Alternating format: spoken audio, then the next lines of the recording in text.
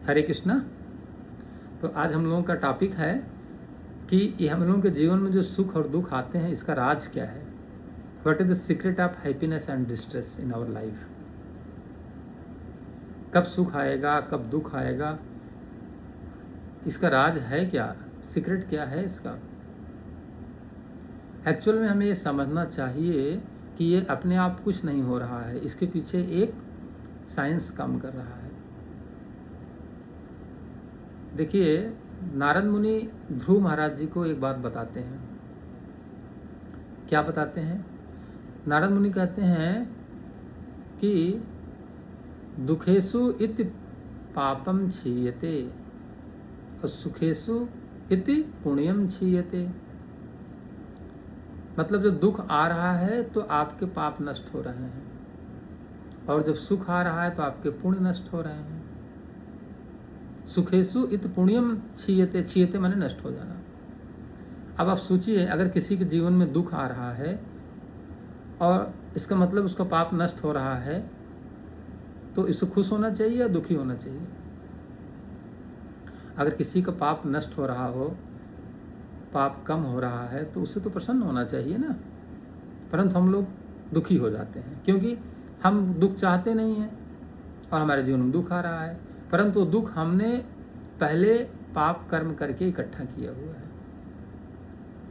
तो अब वो मेरे सामने आ रहा है तो वो मेरा दुख जो है क्या हो रहा है, कम हो रहा है, मेरे पाप कम हो रहे हैं। तो मेरे पाप कम हो रहे हैं तो हमें प्रसन्नता होनी चाहिए ना। और जब हमारे सामने सुख आ रहा है, इसका मतलब हमारे पुण्य कम हो रहे हैं। सुखेषु इति पुण्यम क्षीयते। तो अगर दुख आए तो हमें प्रसन्न होना चाहिए, और सुख आए तो बहुत ज़्यादा हमें प्रसन्न नहीं होना चाहिए। क्यों? क्योंकि सुख आने से मेरा पुण्य जा रहा है। जैसे आपके बैंक अकाउंट में अगर 1 करोड़ रुपए हों और उसमें से आप रोज़ निकालते चले जा रहे हैं, तो एक दिन तो समाप्त हो जाएगा। तो ये आपके लिए प्रसन्नता की बात है कि आपके लिए गंभीरता की बात है, मतलब विचारणीय बात है, वैसे सोचने वाली बात है। नहीं, मेरा पैसा कम हो रहा है अकाउंट से, वैसे ही मेरे जीवन में अगर सुख आ रहा है, इसका मतलब मेरा पुण्य नष्ट हो रहा है। भगवान श्री कृष्ण भगवद गीता में बताते हैं कि देवता लोग जब पुण्य करके जब मनुष्य शरीर में रहते हैं और बहुत ज़्यादा पुण्य अकाउंट क्रिएट करते हैं, तो उनको देवलोक प्रदान कर दिया जाता है। और जब वो देवलोक में जाकर के देवता बनते हैं, वहाँ सुख भोगते हैं, तो भगवान कहते हैं कि ते तम भुक्त्वा स्वर्गलोकम विशालम क्षीणे पुण्ये मर्त्यलोके विशन्ति एवं त्रयी धर्मा अनुप्रपन्ना गता गतम काम कामा लभन्ते। भगवान कहते हैं ते तम भुक्त्वा स्वर्गलोकम विशालम। विशाल स्वर्गलोक में वे क्या करते हैं, सुख भोगते हैं। और क्षीणे पुण्ये मर्त्य लोके विशन्ति, और पुण्य क्षीण होने पर पुनः मृत्यु लोक में गिर जाते हैं। एवं त्रयी धर्मा अनुप्रपन्ना गतागतम काम कामा लभन्ते। गत आगतम मान जन्म और मृत्यु का चक्र उनको प्राप्त होता है। बार बार जन्म मृत्यु के चक्कर में घूमते रहते हैं बेचारे वो देवता लोग। यहाँ पुण्य अकाउंट क्रिएट किया, वहाँ गया सुख भोग किया, सुख का अकाउंट खत्म हुआ, फिर नीचे आ गए। तो हमारे पास जो सुख आता है वो पुण्य अकाउंट के कारण आता है, और जो हमारे पास दुख आता है वो पाप अकाउंट के कारण आता है। तो अगर मेरा पाप अकाउंट घट रहा है तो हमें प्रसन्न होना चाहिए। दुख हमारे जीवन में आता है तो हम लोग दुखी हो जाते हैं, वो ठीक है, लेकिन हमें समझना चाहिए कि मेरा पाप नष्ट हो रहा है। और सुख अगर मान लिया आ रहा है तो समझिए मेरा पुण्य जा रहा है। तो हमें और पुण्य करना चाहिए। बैंक से अगर आपने पैसा निकाल लिया तो हमें और डालना भी है ना उसमें, केवल निकालते ही रहना है। तो अगर हमने पुण्य अगर किया हुआ है और मेरे सामने सुख के रूप में आ रहा है, तो ये समझ लेना चाहिए मेरा अकाउंट कम हो रहा है, तो हमें और पुण्य उसमें डालना है।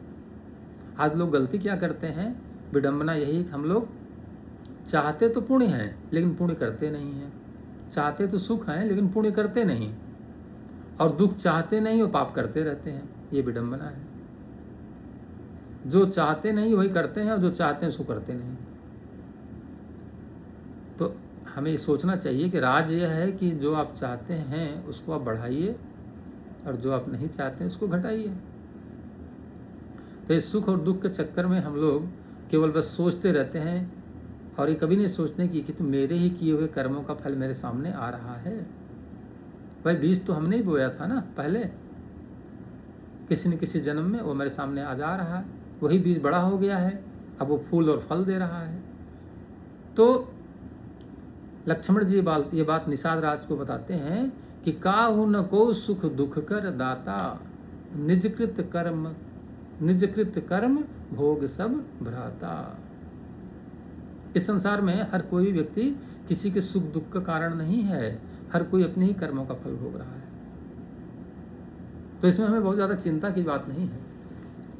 इस सुख दुख का राज ये है कि सुख जो है पुण्य के कारण आ रहा है और दुख जो है पाप के कारण आ रहा है। अगर दुख हमारे सामने आ रहा है तो पाप नष्ट हो रहे हैं, सुख आ रहा है तो हमारा पुण्य नष्ट हो रहा है। तो हमें अपने सुख को बढ़ाना है, पाप को घटाना है, तो हमारा जीवन में क्या होगा, जो हम चाहते हैं उनको प्राप्त हो जाएगा। अब होता क्या है कि जब सुख हमारे जीवन में अधिक आ जाता है तो हम लोग क्या करते हैं, बहुत हमको प्रसन्नता हो जाती है, बहुत अभिमान हो जाता है। बहुत सुख आए तो बहुत प्रसन्न नहीं होना चाहिए और बहुत दुख आए तो प्रसन्न हो जाना चाहिए। हाँ भाई मेरा पाप गया, मेरा पाप गया। लेकिन हम लोग उल्टा ही सोचते हैं। तो ये विवेक हमारे अंदर अगर बना रहे कि सुख दुख के बीच में ये जो फार्मूला है जो नारद मुनि ने बताया है कि दुखेषु इति पापम क्षीयते सुखेषु इति पुण्यम क्षीयते, ये फार्मूला अगर हमको याद रहे तो हम सुख दुख के बीच जो विवेक है हमारा बना रहेगा।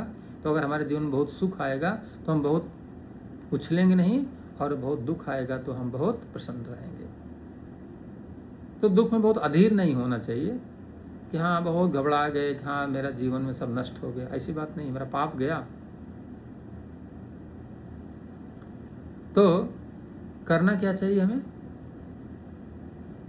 दुख में, शास्त्र में बताया ना कि दुख में तड़पो मती और सुख में फूलो मती, प्राण जाए मगर नाम भूलो मती, मुरली वाले को मन से रिझाते चलो, कृष्ण गोविंद गोपाल गाते चलो। ये फार्मूला है कि मतलब दुख में हमें बहुत ज़्यादा तड़पना नहीं चाहिए और सुख में हमें बहुत ज़्यादा उछलना नहीं चाहिए। पर हमें करना क्या चाहिए, प्राण जाए मगर नाम भूलो मती, भगवान का नाम कभी भूलना नहीं चाहिए। प्राण जा रहा है फिर भी हरे कृष्णा कृष्ण कृष्णा हरे हरे, हरे रामा राम रामा हरे हरे, कृष्ण गोविंद गोपाल गाते चलो, मुरली वाले को मन से रिझाते चलो। क्योंकि मुरली जो है ना, मुरली मनोहर माधव जो है ना, ये मृत्यु के देवता हैं। भगवान बताते हैं कि मृत्यु सर्वहरस्याहम उद्भवश्च भविष्यताम, कीर्ति शिवाक नारीणाम स्मृत मेधा धिति क्षमा। 10वें अध्याय के 34वें श्लोक भगवान बताते हैं भगवद गीता में कि मैं स्वयं मृत्यु का देवता हूँ, मृत्यु मेरे इशारे पर चलती है। तो मुरली मनोहर माधव जो हैं ये मृत्यु के देवता हैं। तो अगर हम जो है अपना उनसे संबंध जोड़ लेंगे तो मृत्यु का भय समाप्त हो जाएगा। हमारे जीवन में भी मृत्यु का भय क्यों बना हुआ है, क्योंकि उनसे हमारा संबंध टूटा हुआ है। जब हम उनसे संबंध अपना बना लेते हैं तो क्या होता है, मृत्यु का भय समाप्त। देखिए मृत्यु तो आएगी, मृत्यु लोक हम आए हैं तो मृत्यु तो आएगी, पर मृत्यु का भय नहीं लगेगा। वो ऐसे है ना जैसे कि बिल्ली अपने बच्चे को उसी दांत से पकड़ करके ले जाती है तो बच्चे को जरा सा दर्द नहीं होता, लेकिन वो जब चूहे को पकड़ती है तो उसकी जान निकाल लेती है। ठीक उसी प्रकार से ये जब हम लोग हरिनाम करते रहते हैं, भगवान के नाम का जप करते रहते हैं, मृत्यु तो आएगी, परंतु उस समय हमारे जब प्राण निकलेंगे ना तो हमें कोई दर्द नहीं होगा। लेकिन यदि हम हरिनाम नहीं करेंगे, भगवान से अपना संबंध नहीं जोड़ेंगे, तो क्या होगा, यमराज के दूत जो आएंगे ना, यमदूत, वो ऐसे प्राण निकालेंगे जैसे बिल्ली ने चूहे को जान निकाल लिया। बहुत पेन होगा। इसलिए मुरली मनोहर माधव को प्रसन्न करने के लिए कृष्ण गोविंद गोपाल गाते चलो, मुरली वाले को मन से रिझाते चलो। और सुख दुख अगर आ रहा है तो ज़्यादा उसमें डिस्टर्ब होने की ज़रूरत नहीं है, बस ये समझ लेना है कि मेरा पाप जा रहा है और ये मेरा पुण्य जा रहा है, तो मुझे अपना पुण्य बढ़ाते जाना है और पाप को घटाते जाना है।